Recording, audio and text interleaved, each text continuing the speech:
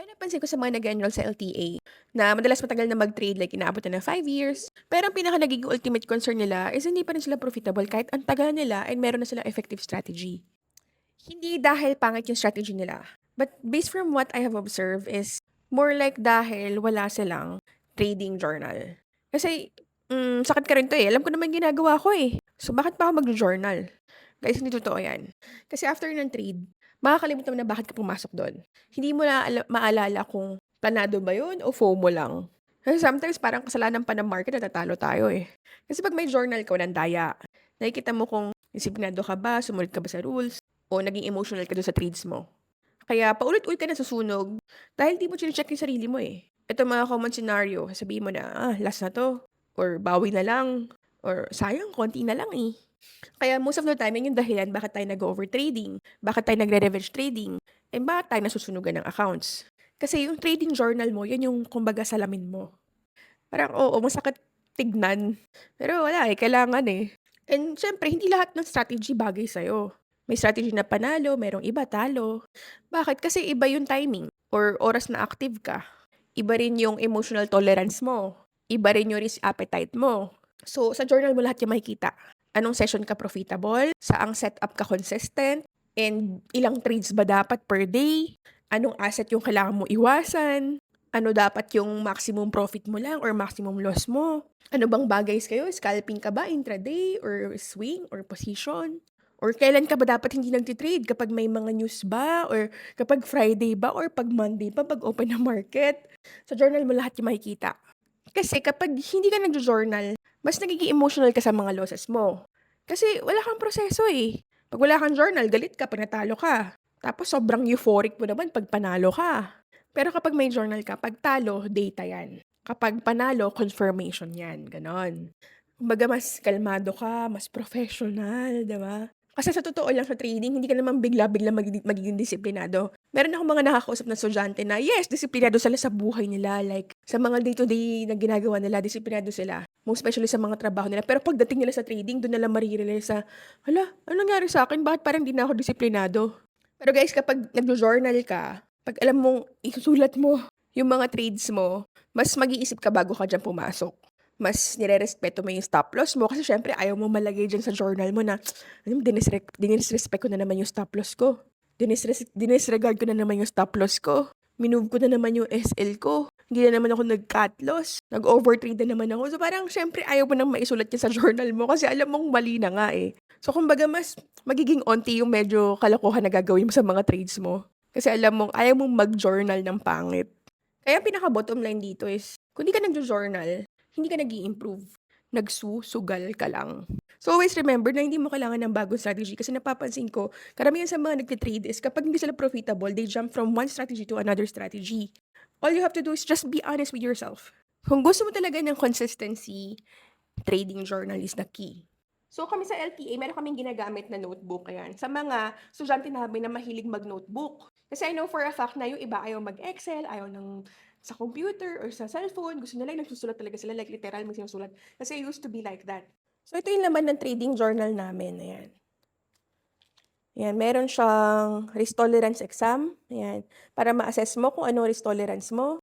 Ito lagi ko sinasabi sa mga estudyante kasi meron tayong mga kanya-kanyang risk appetite. Ako, ang risk appetite ko is aggressive ako. Hindi mo ako mapag-0.01 ever. I don't feel good about it.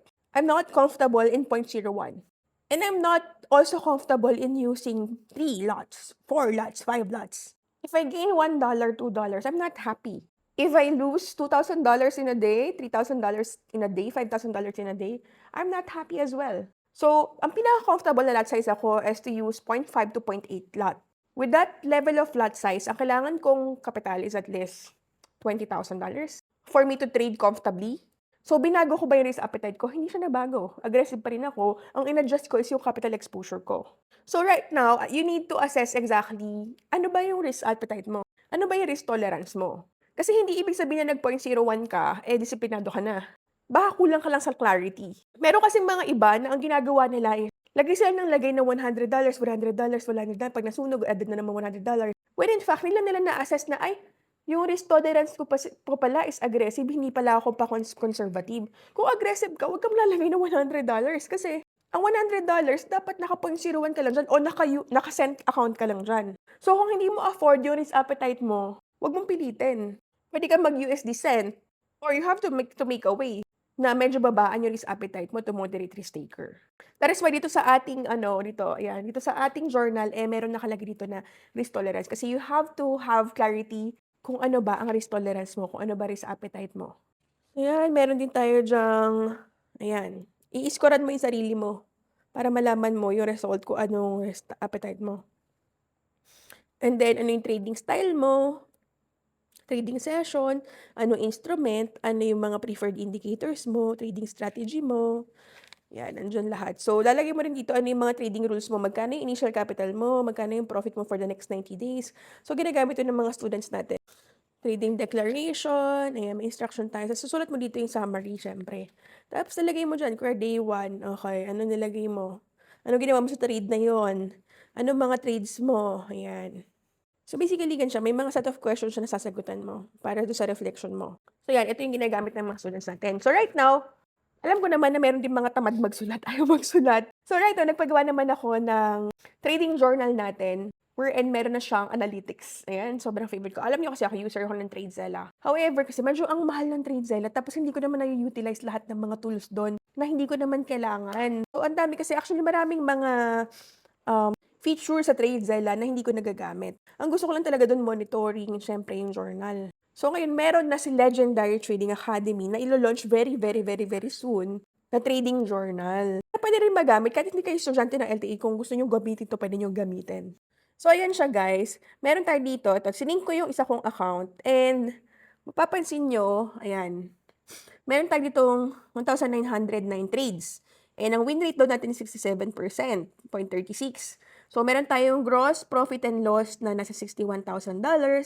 Average win-loss natin. So, ayan, medyo malaki yung loss natin compared sa win.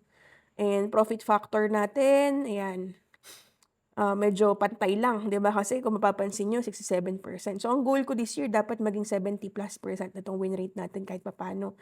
Average holding time, so ayan, good naman na mas matagal natin hino-hold ang mga winning trades natin, 15 hours compared sa mga losing trades natin. Ibig sabihin nakakapag-cut loss na tayo kapag may mga losing trades tayo. And syempre, yan, yung current balance, and makikita natin dito yung trend no nagiging profit and loss natin. So, ibig sabihin, 2024, yan, ganyan pa yung mga trades natin. Hanggang sa mag-2025, ayan, medyo umu-okay na yung mga trades natin. So, pa-uptrend naman ang profit curve natin. So, makikita din natin dito yung profit and loss natin on the every month. So, kung papansin nyo, ang ganda ng momentum natin noong April, pero bumabagsak siya during December, diba? Kasi December talaga, medyo hindi ako nagtitrade yan dahil ang hirap gamayin ng market di ba? Tapos makikita din natin yung profit and loss natin for the past 30 days. And then, meron tayo dito ng detailed overview. Yan. So, nagkaroon tayo ng maximum winning dito na 36,218, ng pinaka-maximum loss naman natin $6,000. So, mapakikita rin natin dito kung anong oras ba yung best time na nagtitrade ako. Kasi mapapansin mo, kapag Asian session, medyo hindi okay. Nung London session, medyo hindi umu-okay. Actually, favorite ko tong London session. Pero mga around 1 to 2 p.m., ayan, 2 p.m., 3 p.m. Pero kapag umabot na ng 3 to 4 p.m., at pupunta na tayo ng New York session, ayan, nagkakaroon tayo ng mga losses. Pero, nakakabawi tayo during New York session, ayan o. Maganda-ganda yung trade natin sa New York session. So, this time, I might shift my trading session from London to New York session. Ayan. Tapos, makikita rin natin din yung mga best trades natin. Siyempre, gold. Kasi gold lang tinatrade natin. And then, yung mga entries natin, ng mga nakaraan itong January. And then, yung number of trades natin. Ayan. So, kapag New York session talaga dumadami yung trades natin. Ayan, oh. P&L natin. So, sabi dito, okay yung mga trades ko during Monday, Tuesday. Pero pag Wednesday, ayan, pumapangit na daw. 'Di ba? Tapos, ito tayo naman sa calendar. Tama ba? Ito, calendar. Ayan, may calendar tayo dito. Ayan, week 1, $5,000. Week 2, negative 5,000. Week 3, and positive 6,000. That's why nagkaroon tayo ng total na 5,000.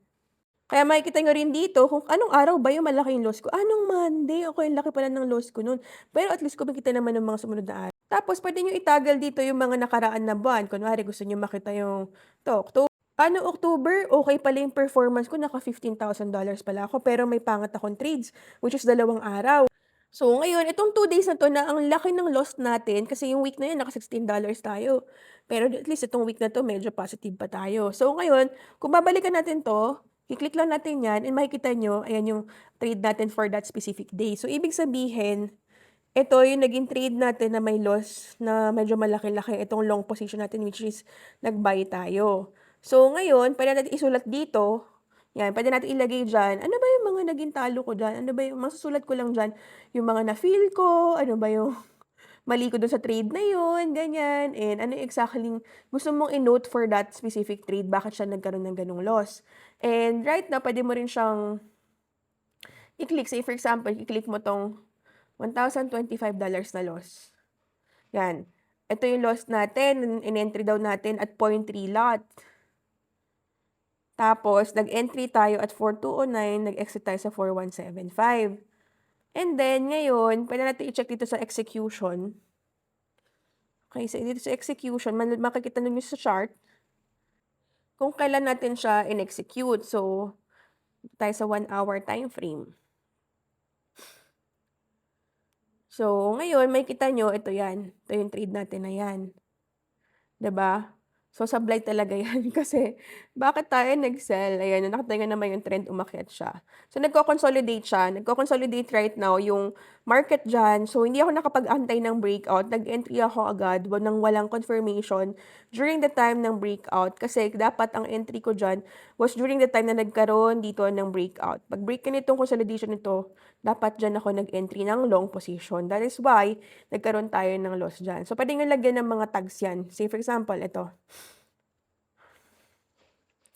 Puwede niyo ilagay dito yung stop loss, profit target, and then dito, puwede niyo lagyan ng tag dito. Ano yung naging strategy niyo dun?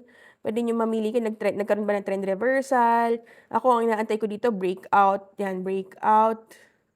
Ano naging mistake ko?